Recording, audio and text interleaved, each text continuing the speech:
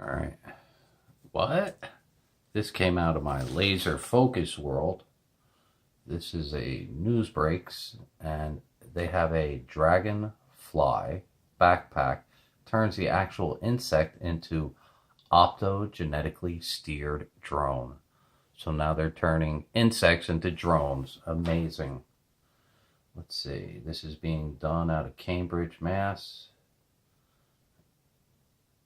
It says they are using photonics to harness the biological finesse of an actual insect to perform robotic tasks, including pollination, surveillance, or carrying small payloads. Already, the group has seen first flight of an actual dragonfly equipped with a small solar-powered backpack and sensors used for navigation.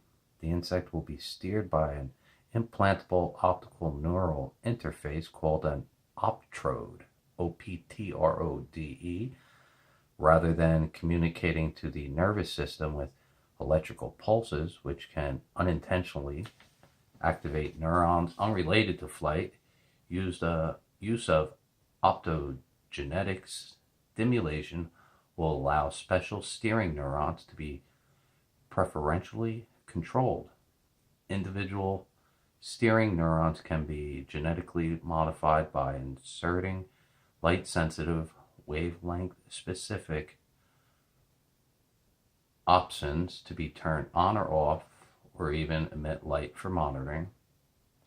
The tiny optrode was developed to be wrapped around the 250 nanometer nerve cord in tight turns and direct light toward small groups of neurons. Smaller and more flexible than a traditional optical fiber, the optrode technology can be used to communicate with small anatomical structures in humans to treat diseases with higher specificity and fewer side effects. Unlike robots that need heavy batteries for both navigation and flight, dragonflies require only small solar cells on their backpack to control navigation and can feed from the environment to power their 9G acceleration flights over long time periods. Definitely interesting, right? Poor insects.